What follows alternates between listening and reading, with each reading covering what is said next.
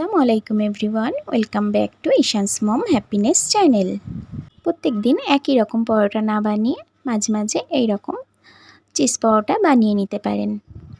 পরোটা বানানোর জন্য আমি যেরকম নর্মাল ময়দা মেখে নেয় সেইভাবেই মেখে নিয়ে একটা ডো বানিয়ে নিয়ে রুটি বেলে নিয়েছি। তার মধ্যে আমি গ্রেট করা চিজ দিয়ে দিলাম। এরপর আমি পাউডার মিল্ক দিচ্ছি। আপনারা আপনাদের পছন্দ মতো 3 কোনা বা 4 কোনা যে কোনো শেপের পরোটা বানিয়ে নিতে পারেন। আমি আজ 4 কোনা শেপের পরোটা বানাবো, তার জন্য এইভাবে ভাঁজ করে নিচ্ছি আমি। আপনারা চাইলে শুধু চিজ দিয়ে বা শুধু পাউডার মিল্ক দিয়েও এইভাবে পরোটাটা বানিয়ে দেখতে পারেন, দারুণ টেস্ট হয়। তবে এইভাবে চিজ আর পাউডার মিল্ক একসাথে দিলে এর টেস্টটা একটু বেশিই হয়। একদিন বাড়িতে ট্রাই করতে পারেন। এই পরোটাটা আপনি মাংস, সবজি বা চায়ের সঙ্গে খেতে পারেন বা শুধু শুধু এই পরোটাটা খুব ভালো লাগে খেতে।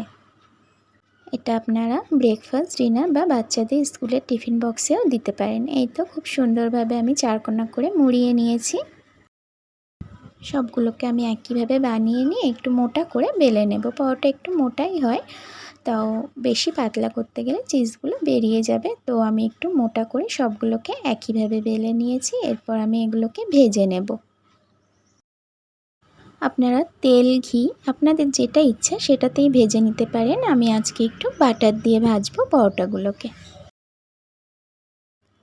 একটা পরোটা আমার ভাজা হয়ে গেছে, তো একইভাবে আমি সবগুলোকে ভেজে নেব। আমার এই ছোট্ট ছোট্ট সিম্পল রেসিপিগুলো ভালো লাগলে আমার চ্যানেলটাকে সাবস্ক্রাইব করে রেখে পাশে থাকা বেল আইকনটা প্রেস করে রাখতে পারেন, যাতে করে যখনই আমি কোনো নতুন ভিডিও আপলোড করব আপনাদের কাছে সাথে সাথে নোটিফিকেশান পৌঁছে যাবে। আর আপনারা আপনাদের সময় মতো দেখে নিতে পারবেন। যারা অলরেডি কাজটা করে রেখেছেন তাদেরকে থ্যাংক ইউ সো মাচ। একইভাবে সমস্ত পরোটাগুলোকে আমি ভেজে নিয়ে আমি একটু চায়ের সঙ্গে সার্ভ করব। আজকের রেসিপি কেমন লাগলো অবশ্যই কমেন্টে জানাতে পারেন। আবারও দেখা হবে নতুন কোনো ভিডিওতে নতুন কোনো রেসিপির সাথে। আল্লাহ হাফেজ। আল্লাহ ব্লেস অল অফ ইউ।